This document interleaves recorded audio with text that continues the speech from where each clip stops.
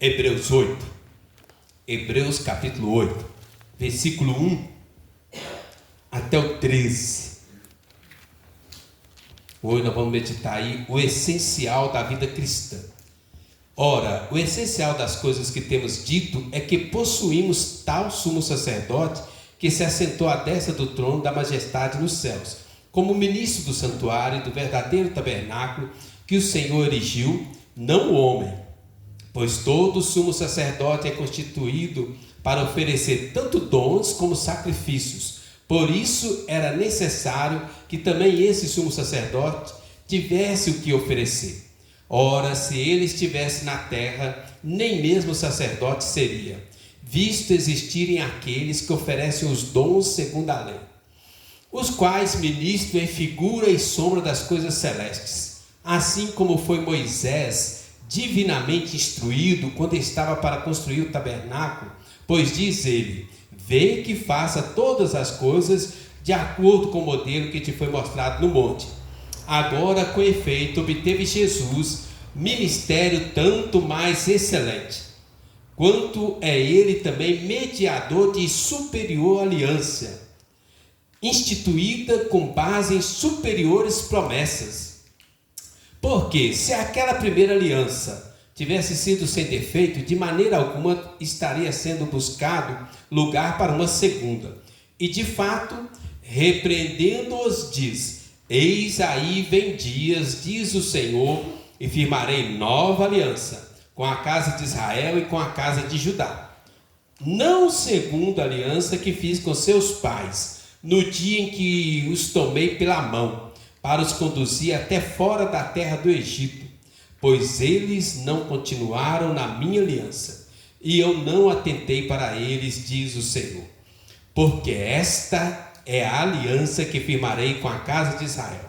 Depois daqueles dias, diz o Senhor, na sua mente imprimirei as minhas leis, também sobre o seu coração as inscreverei, e eu serei o seu Deus, e eles serão o meu povo. E não ensinará jamais cada um ao seu próximo, nem cada um ao seu irmão, dizendo: conhece ao Senhor? Porque todos me conhecerão, desde o menor deles até o maior. Pois para com as suas iniquidades usarei de misericórdia, e dos seus pecados jamais me lembrarei. Quando ele diz nova, torna antiquada a primeira. Ora, aquilo que se torna antiquado e envelhecido está prestes a desaparecer. Amém. Deus, muito obrigado, Deus, por esse dia, muito obrigado, Deus, por essa noite, por esse culto, por esse louvor abençoado que enche a nossa alma e nosso coração. Obrigado aqui por estas crianças, e o Senhor possa cuidá-las, guardá-las e selar na mente delas todos os ensinamentos. Abençoa aqui agora essa palavra também, que ela seja útil para a nossa alma, trazendo vida, vida eterna, vida em abundância, salvação. O Senhor abre as nossas mentes, e, ó Deus, possa imprimir em nossas mentes e os a Tua palavra. Em nome de Jesus. Amém. Amém. Amém, irmãos. Irmãos, nós vivemos num mundo globalizado. O que significa isso? Hoje nós temos uma alta conexão entre países, economias, culturas, sociedades ao redor do mundo inteiro. As informações atravessam o mundo todo em apenas alguns cliques de celular. Em poucos cliques de celular, todos sabem tudo sobre todos. Tem uma ovelha da nossa igreja e eu senti falta dele no domingo anterior. Eu falei assim: ué, onde é essa foto aí? Ô pastor, nós estamos aqui na Europa. Eu falei assim: gente, ser rico é bom demais, né? Aí eu falei assim: tá bom, eu senti a falta de vocês, né? Num clique, você tem acesso às coisas do mundo inteiro. No mundo todo, né? Nós temos hoje um excesso de informações. E aí, irmãos, que nós vamos chegar nesse ponto aqui que estou querendo chegar. Devido ao acúmulo de informações, notícias, distrações, nós corremos o risco de se concentrar no superficial e perder o essencial. Entenderam? São tantas informações, tantas distrações, que nós corremos o perigo de dar atenção àquilo que não é essencial. E perdemos o que é mais importante. O nosso texto vai falar sobre isso. Foco no essencial. O essencial da vida cristã. O apóstolo estava escrevendo ali os Hebreus estava numa época de muita concentração de ações, dispersões, atitudes, e aí ele vai trazer essa ideia. Olha o versículo 1 aí que nós lemos. Ele fala assim: ora, o essencial das coisas que temos dito é. Então, ele vai trazer esse essencial para nós. Irmãos, presta atenção. Na Bíblia, quando a gente lê, muitas pessoas que já leram a Bíblia toda, quantas pessoas começaram a caminhada cristã muito bem e se perderam naquilo que não é o essencial. Lembra de Salomão? Salomão começou a caminhada maravilhosamente bem, mas se perdeu no meio da sabedoria, perdeu o que era essencial. Tem muitos outros exemplos, a gente pode pegar. Eu anotei aqui, olha, Saul, primeiro rei de Israel. Irmãos, tinha tudo para dar certo, mas ele se perdeu ali no meio dos suas alianças de poder, esqueceu o que era essencial. Quando Samuel vai até Saul, ele diz: Saul, o que você fez?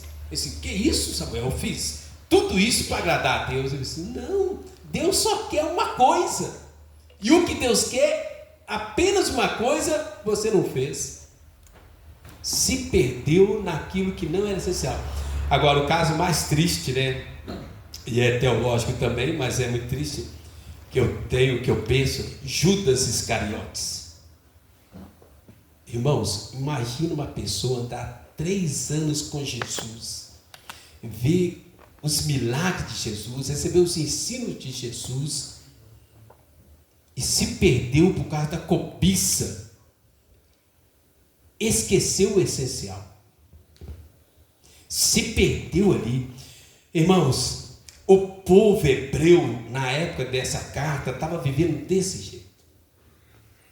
Eles haviam sido alcançados pela graça, tinham sido atraídos para o cristianismo, aceitaram a fé, a palavra, os ensinamentos, o didaquê dos apóstolos, que é a doutrina dos apóstolos. Eles aceitaram, mas veio uma grande perseguição sobre o povo, e no meio daquela grande perseguição, para salvar a própria vida, muitos deles, eles se afastaram da comunhão dos irmãos.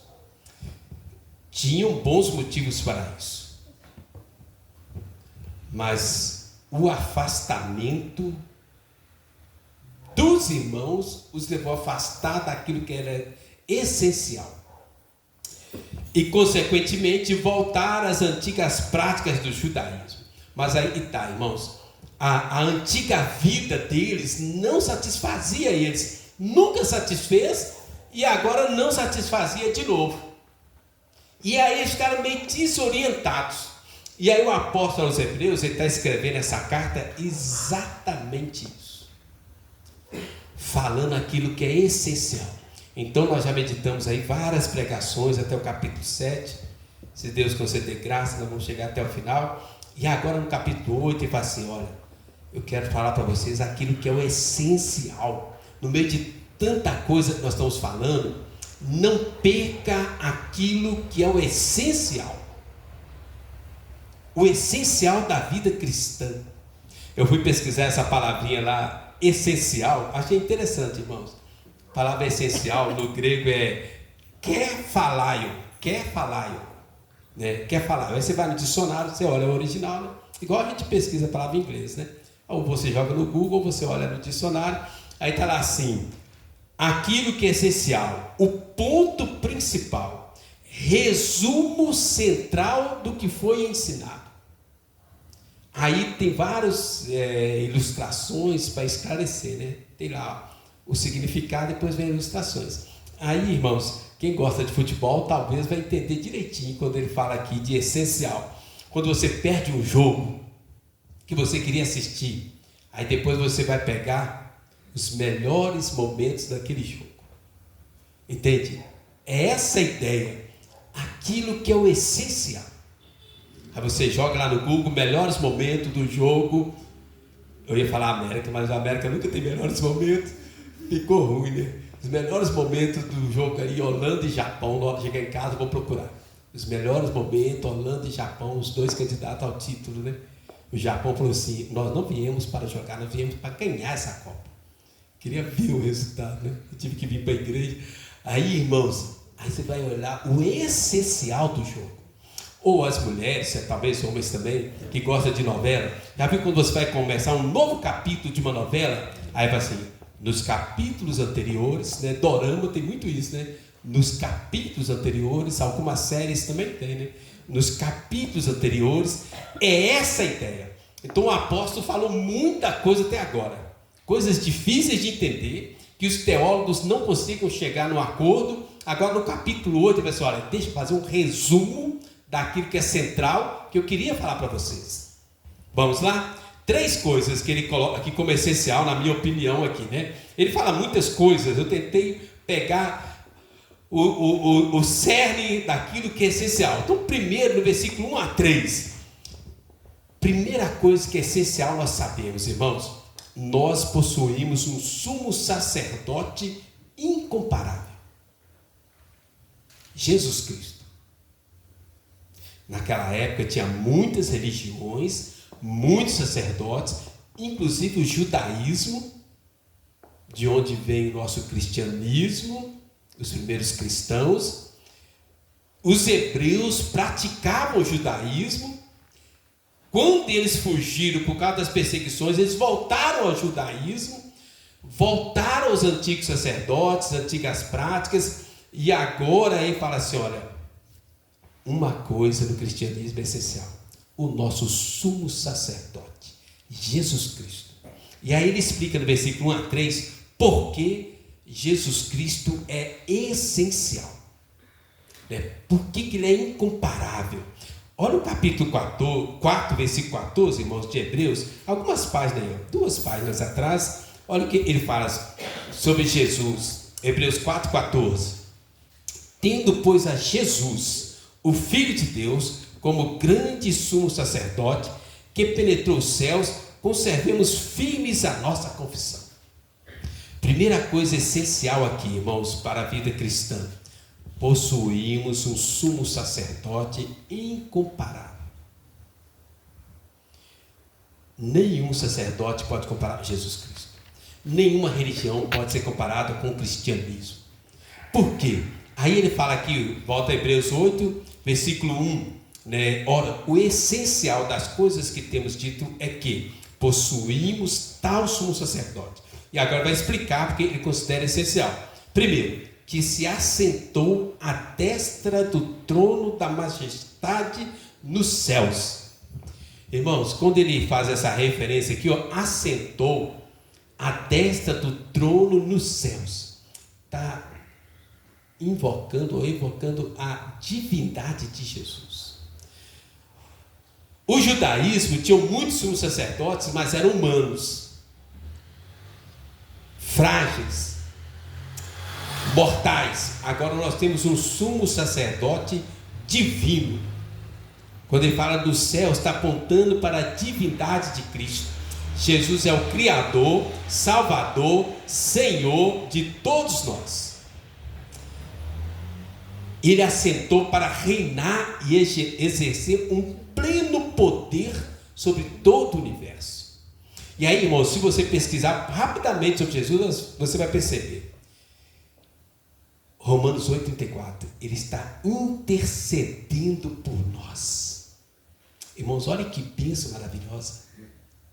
Jesus assentou-se à destra no trono no céu, está intercedendo por cada um de nós. Entende, irmãos? Isso é uma bênção maravilhosa, incomparável. Muitas vezes eu recebo muitos pedidos de oração diariamente, né? Pastor, ore por mim, ore por mim. Amém. Glória a Deus. Deus ouve a oração de qualquer um de nós. Mas se Deus ouve a oração de cada um de nós, que somos falhos e perfeitos, quanto mais a oração de Jesus Cristo. Imagina Cainã, Jesus orando por você, pelo seu casamento, pela sua casa, né? Acabou, completou tudo, não precisa mais nada, nem precisa de padrinho para dar presente, né? Gente, imagina Jesus orando pelo seu emprego, pelo seu casamento, pela sua escola, pela sua prova, né? Ele é incomparável porque ele assentou-se à destra no céu, assumiu o trono do universo, não apenas da terra, o trono do universo, está intercedendo por cada um de nós. Outra coisa que eu peguei, né? Tem muita coisa, irmãos, tem muita coisa, porque ele é incomparável. Eu peguei aqui, olha no capítulo 4, versículo 15, também, porque ele se compadece de nós. Irmãos, nas religiões pagãs, os deuses não tinham misericórdia, não tinham compaixão, eles não se importavam com os mais fracos. Um missionário que a gente tinha parceria lá na África, lá, né, ele falando lá, e quando nascia criança defeituosa, o Deus deles, né, a religião deles, mandava enterrar a criança viva, porque ela era inútil. Os deuses pagãos não têm misericórdia. Agora olha Hebreus 4,15, que fala do nosso sumo sacerdote. Porque não temos sumo sacerdote que não possa compadecer-se das nossas fraquezas. Ele tem compaixão de nós, das nossas fraquezas. E no versículo 16 fala que ele nos socorre. Acheguemos-nos, portanto, confiadamente junto ao trono da graça, a fim de receber misericórdia e acharmos graça para socorro em ocasião oportuna.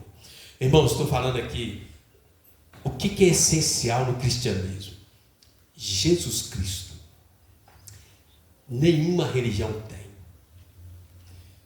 Soberano, sentou-se no trono do universo, intercede por nós, se compadece, nos socorre.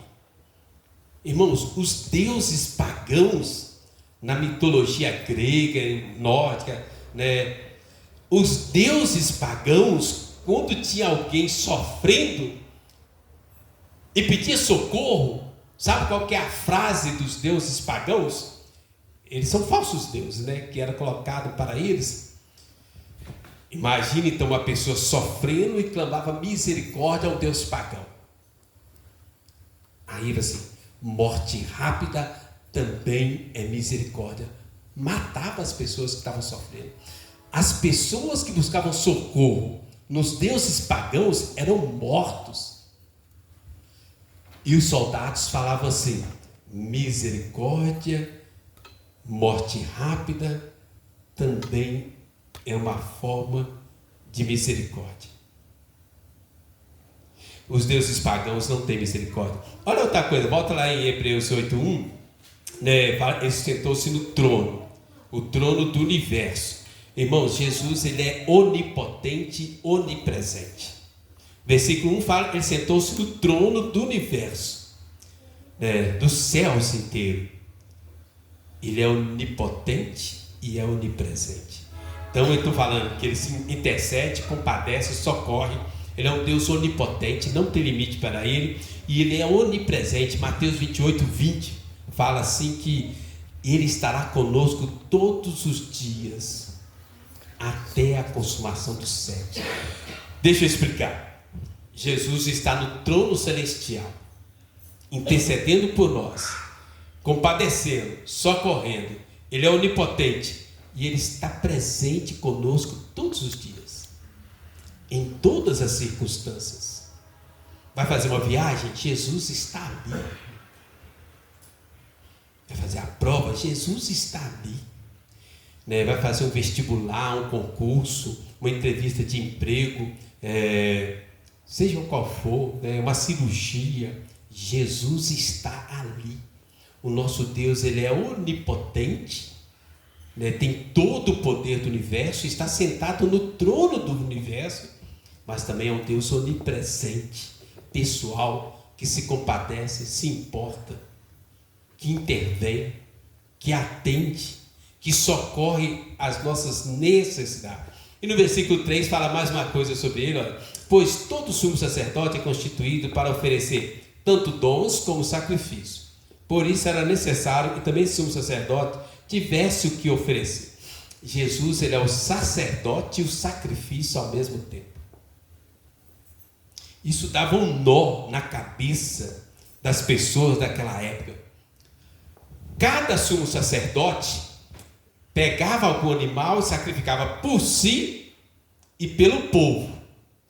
Jesus, ele é o sumo sacerdote e ele é o sacrifício. Ele se ofereceu voluntariamente, conscientemente, de uma forma plena e completa e cabal. Por isso que ele é incomparável. Olha Hebreus 7, versículo 27, alguns versículos aí, poucos versículos antes aí, fala assim, olha, que não tem necessidade, como sumo sacerdote, de oferecer todos os dias sacrifícios. Primeiro por seus próprios pecados, depois pelo do povo. Porque, falando de Jesus, porque Jesus fez isto uma vez por todas, quando a si mesmo se ofereceu. Irmãos, Jesus é incomparável. Está sentado no trono, mas ele intercede, compadece, socorre. Ele é onipotente, mas ele é onipresente, se importa, intervém, atende. Ele é o sumo sacerdote, mas ele é o sacrifício oferecido voluntariamente em favor de nós. Um sacrifício único, perfeito, completo, acabou. Irmãos, presta atenção nisso. Nós não precisamos mais de sacrifício hoje. Veja bem, a vida cristã é uma vida de sacrifício, mas não para a salvação ou para receber algum benefício. Entendeu? Não é assim. Jesus já fez o sacrifício pleno, perfeito e completo por cada um de nós. Onde eu estou querendo chegar, irmãos? Primeira coisa essencial, nós temos um sumo sacerdote incomparável. Deus onipotente, assentado no trono celestial, mas também se importa, se interessa, socorre e intervém nas circunstâncias do dia a dia. Amém? Não existe ninguém comparável com Jesus Cristo. Olha, a segunda coisa aqui que é essencial para nós na vida cristã, irmãos, no versículo 3, versículo 4, vai aparecer uma palavrinha aí, dons. Aí no versículo 3, aí no meio fala assim, para oferecer tanto dons como sacrifício. Versículo 4, no finalzinho fala, visto existir aqueles que oferecem os dons segundo a lei. Essa palavra dons aí, palavra no grego lá, doron, aparece aí, aparece várias vezes, aparece a palavra. Ô Maria Vitória, coloca aí Efésios 4, versículo 8, fazendo favor. Essa palavra aqui está referindo aqui às ofertas que as pessoas faziam, os rituais, sacrifícios, serviços oferecidos ali no templo, ok?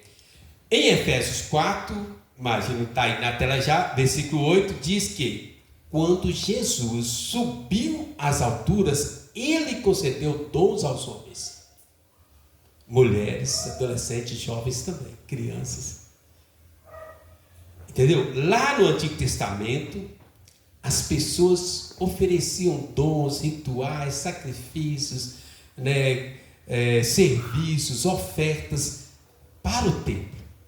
Agora, quando Jesus morreu, ressuscitou, subiu aos céus, sentou no trono, ele concedeu dons para nós. Coloca aí, Maria, Mateus 25. Aí fala que Jesus concedeu dons para nós, distribuiu os dons, mas um dia irá voltar para cobrar. Irmãos, isso aqui é essencial na vida cristã. Deus nos concedeu dons.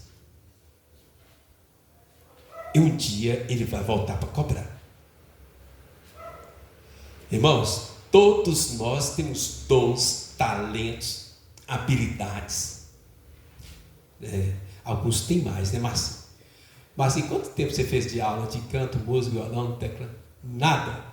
Eu fiz 6 meses de teclado, Mário. E eu era dedicado, esforçado, né? Como é que fala? Nerd, né? Nerd de teclado. Existe isso, Mariana? Existe? Mariana é minha consultora para questões difíceis. Gente, eu ensaiava. Um dia minha mãe falou assim: você ainda mora nessa casa? Eu falei assim: por quê, mãe? Tem um mês que eu não te vejo. Porque eu entrava para o quarto, eu ficava, às vezes eu ia até 2 horas da manhã estudando, e eu ensaiava, eu aprendia a ler partitura, eu sabia tocar lendo partitura, né? Mas pensa num sacrifício. Eu assim, não, a vida cristã não pode ser tão sacrifício assim não. Ou tortura, eu pagava caro, professor particular, personal trainer de teclado, né? Fazia todas as tarefas, treinava a semana inteira, não aprendi nada, nada. Né, Mariana, você lembra do Amilar? O Amilar não é da sua idade, não?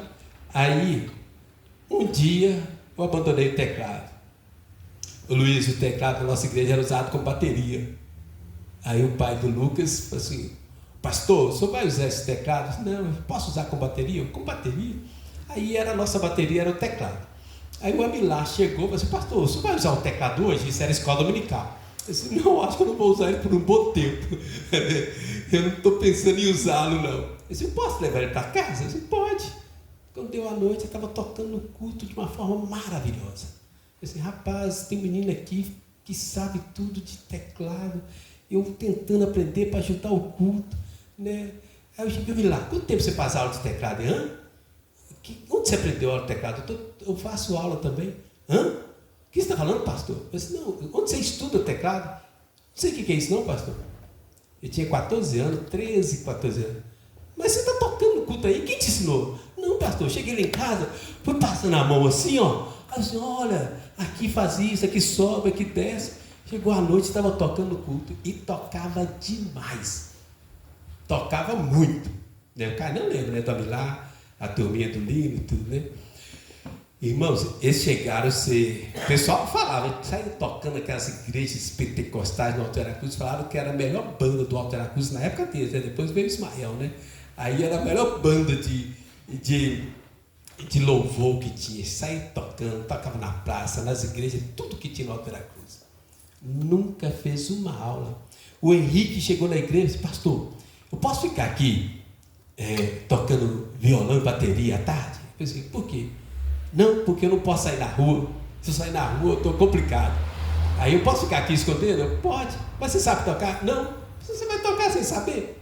Eu disse: não, mas eu vi o pessoal tocando, eu já entendi como é que funciona.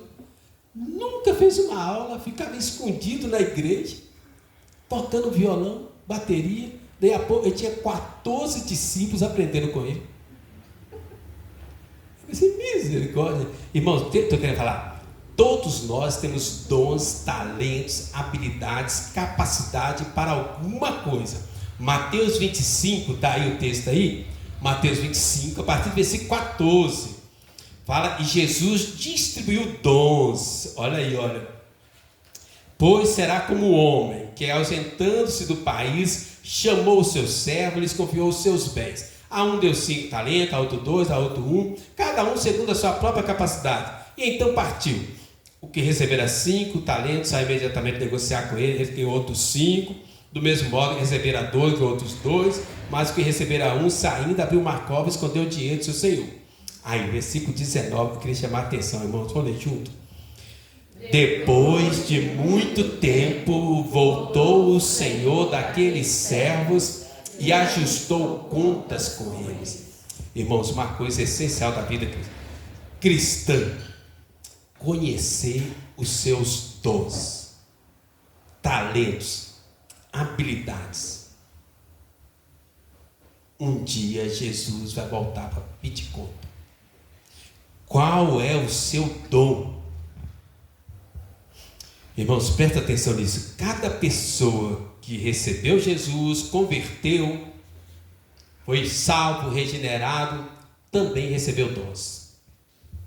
Não existe nenhum cristão que não tenha dons, talentos e habilidades. Não existe. A maioria tem pelo menos 2, 3, 4 talentos ou dons. Qual é o mais importante? Todos são importantes, todos são necessários. Agora, a gente tem que entender, os nossos dons não é para engrandecer a nós mesmos. Eles têm que estar disponíveis para servir a Deus e servir ao próximo. Isto é essencial na vida cristã, irmãos.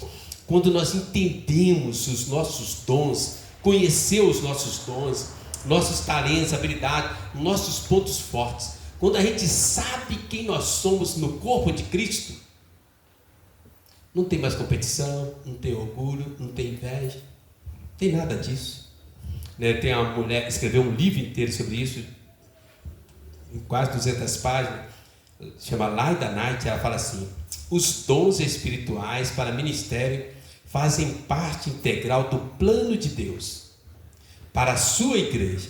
Seu exercício não é facultativo. Um corpo, para funcionar em dado momento, precisa contar com a cooperação espontânea de vários membros para o bem geral. Irmãos, o que eu estou querendo falar? É essencial para a vida cristã que você saiba qual é o seu dom e pratique o seu dom. Você vai sentir mais realizado na vida cristã, na caminhada cristã. Tem uma época lá no Alto Veracruz que eu fiz uma pesquisa, tinha várias perguntas. Uma das perguntas era: o que você mais gosta na igreja? O que você mais gosta na nossa igreja? Nossa igreja estava lotada, chegando muita gente. Aí eu queria saber o que está atraindo esse povo além do Espírito Santo, Aí eu peguei um papel, tinha umas 20 perguntas, e uma das perguntas era essa: o que está te trazendo para a igreja? Por que você veio para a nossa igreja? O que te trouxe para a igreja? Eu nunca tive dom de evangelismo, é Deus que traz as pessoas. Aí, assim, aqui na igreja a gente tem oportunidade para exercer os dons. Eu disse: e várias pessoas foram respondendo isso. E isso nem era opção de resposta na folha de perguntas. Eu disse: mas como assim? Aí eu peguei a lista de membros da igreja e fui olhando, colocando o que a pessoa fazia na igreja e na frente o nome. Então tinha lá o nome lá: Valéria. O que ela faz na igreja? Daniela. O que ela faz na igreja? Aí eu fui colocando na frente do nome cada um, o que cada um fazia na igreja. Gente, sem perceber, e eu falava muito sobre dons, porque era muita gente novo convertido, 95% da igreja tinha 1 ou 2 cargos na igreja. 95% da igreja. Era uma igreja alegre, animada, abençoada. A gente praticamente não tinha fofoca na igreja, não tinha mágoa, não tinha estresse, tinha muita zoeira, tinha muita zoeira, mas por quê? As pessoas estavam se realizadas. Irmãos, isso é importante, essencial. Jesus, nosso sumo sacerdote, Senhor soberano nos céus, mas que se importa e cuida de nós. Segundo, conhecer o seu dom. Você vai se sentir realizado, vai saber qual é o seu papel no corpo de Cristo. Entende? Hoje eu estou resolvido, viu? Mário, Canã, Marcinho, hoje eu estou resolvido com a questão do teclado. Não tem mais esse estresse, assim. Deus deu o dom para eles, amém? Eu me satisfaço em cantar. 3, último, para encerrar, para fechar. Do versículo 6 agora até o 13. Outra coisa essencial para a nossa vida cristã: o ministério da nova aliança. Irmãos, presta atenção nisso. Tem muita gente que está vivendo hoje, mas com pensamento, práticas da antiga aliança. A nova aliança é diferente, é algo novo, totalmente diferente. Do versículo 6 até o versículo 13 vai falar sobre essa nova aliança. Olha o versículo 6, quem está aberto, vamos ler junto? Versículo 6, desde antes ele já está falando sobre isso, mas olha o 6, vamos juntos? Agora, com efeito, obteve Jesus ministério tanto mais excelente, quanto é ele também mediador de superior aliança, instituída com base em superiores promessas. Aí vai falar, no versículo 7, pessoal, se a antiga aliança fosse perfeita, não precisava de uma nova aliança. E ele vai falar aí, nós vamos ler alguns versículos sobre essa nova aliança, irmãos, aqui chamada de superior aliança, porque tem Jesus como mediador, nos concede um pleno acesso aos céus, a Deus. Na antiga aliança, tinha o santo dos santos, somente o sumo sacerdote entrava, somente o sumo sacerdote tinha acesso a Deus, teoricamente. Hoje, irmãos, o véu foi rasgado. Todos nós, sem exceção, a menor criança, o mais idoso, né, o novo convertido, converteu hoje, aceitou Jesus hoje, ele já tem acesso a Deus. Entende? O véu foi rasgado, né? Não sei, né, o que vocês pensam, mas eu vejo muitas igrejas hoje voltando a esse negócio. Um dia lá no Alto Cruz, uma moça foi dar palestra lá. Aí eu falei assim, não, eu não posso, ela não sabe. Ela falou assim, não posso subir no altar, não, o altar é só do pastor. Eu falei, o que é isso, menino? Falei, não, é só o pastor que pode subir no altar. Antiga aliança, sumo sacerdote humano, só ele podia subir. Tem isso não, irmãos. O véu foi rasgado. Todos nós somos sacerdotes hoje. Amém? Todos nós temos livre acesso a Deus. Por isso que ele fala superior aliança, superiores promessas. Cada um de nós somos sacerdote com acesso livre, ilimitado, direto ao trono, nos céus. Cada um de nós, todos nós, desde a menor criança, mais novo convertido, todos nós temos acesso. Ele fala aí, tem a sua base aí nas superiores promessas, não mais homens, agora baseada na obra de Cristo. Outra coisa, Jesus, o sacerdote divino eterno, ao invés de sacerdotes humanos, temporários, frágeis. Outra coisa, o sacrifício de Jesus, suficiente, pleno, perfeito, completo. Os sacrifícios da antiga aliança, dos sacerdotes, todo dia precisava de um novo sacrifício. E este oferecia sacrifício primeiro por si mesmo e depois pelos outros. Então, essencial na vida cristã, nós vivemos a nova aliança, superior aliança, superiores promessas, livre acesso a Deus, baseada em Cristo, na obra de Cristo, não na obra de homens, capacidades humanas, falhos, temporários. Olha outra coisa aí, versículo 10, né? A nova aliança aqui, isso é muito importante também, nova aliança, olha, versículo 10, porque esta é a aliança que firmarei com a casa de Israel, depois daquele dia, diz o Senhor, na sua mente imprimirei as minhas leis, também sobre o seu coração as escreverei, e eu serei o seu Deus, e eles serão o meu povo. Na antiga aliança, as leis estavam escritas aonde? Tábuas de pedra. Na nova aliança, a lei de Deus é colocada na nossa mente e no nosso coração, e Deus é o nosso Deus. No outro texto fala, habitarei com eles. Na nova aliança, o Espírito Santo de Deus habita em nós. Na antiga aliança, o Espírito Santo vinha e voltava. A partir de Atos, ele foi dado de uma vez por todas. Irmãos, presta atenção nisso. Tem um Deus, Espírito Santo, morando dentro de você. Dá para imaginar? Um Deus, Senhor, soberano, onipotente, habitando dentro de cada um de nós. Irmãos, não tem limite. Essa é a nova aliança. E outra coisa importante aqui no versículo 12, essa nova aliança aí, olha, baseada em misericórdia e perdão de pecados. O Maria Vitória, coloca aí Isaías 43, 25, fazendo um favor. Irmãos, na antiga aliança não havia misericórdia. Você pecou, tem que sacrificar o animal. Os povos pagãos, os deuses pagãos, não havia misericórdia.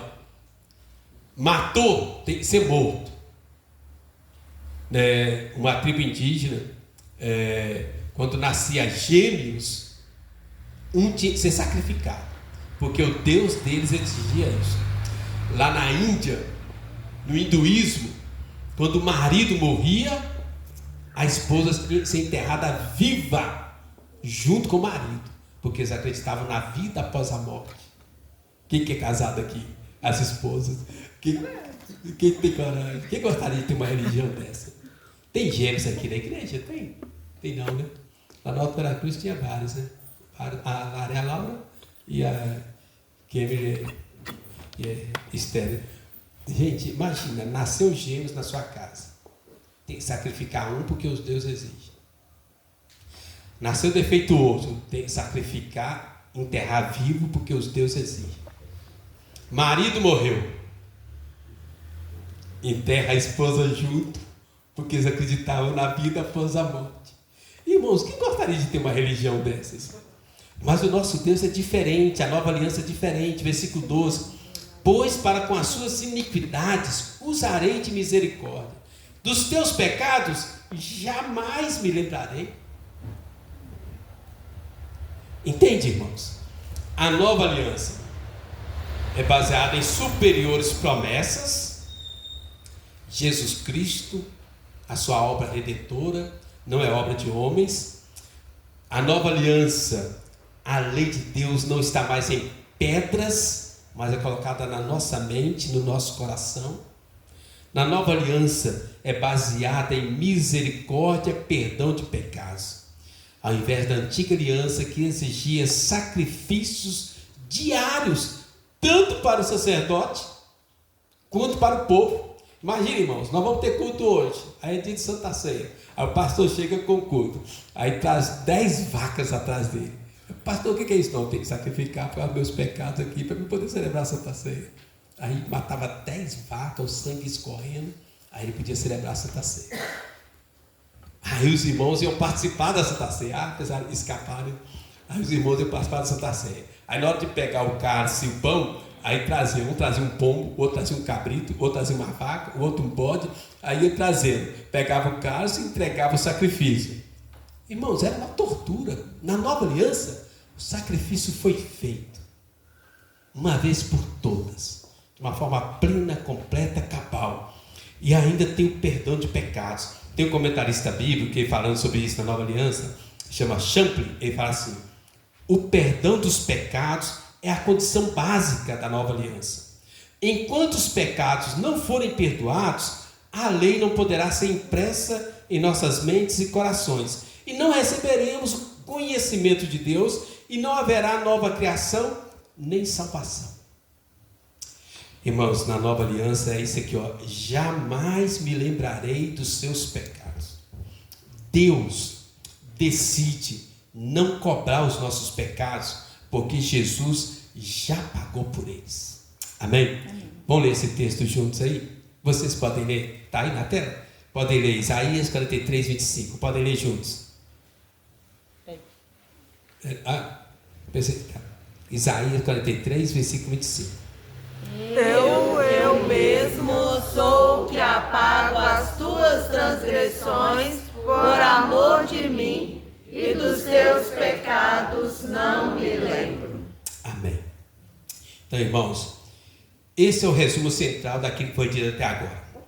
O essencial da vida cristã: ter Jesus como Salvador, sendo Deus onipotente, onipresente, mas também aquele que intercede, tem compaixão e socorre. Segundo, servir a Deus e aos irmãos com os seus dons. Nós temos dons, talentos, habilidades, não para o nosso próprio eu, próprio ego, mas para servir a Deus e a igreja. Terceiro, descansar no ministério da nova aliança. A nova aliança é necessária porque a antiga aliança não resolveu o problema. A nova aliança não baseia mais em homens, mas em Jesus, que cumpriu, realizou, executou de uma forma voluntária, plena, perfeita, completa, sendo Ele mesmo o sacerdote e o sacrifício. Ninguém obrigou Jesus. Ele fez isso voluntariamente. Amém? Amém. Isto é o essencial da vida cristã. Nós vamos falar muitas coisas ainda, né? Eu estou ansioso para chegar no capítulo 11, que fala sobre fé. Fé é crer no impossível, ver o invisível, tocar o intangível. Estou querendo compartilhar com os irmãos ali a galeria de heróis da fé, né? Grandes homens de fé. Mas isto é o essencial. Amém? Amém. Vamos orar?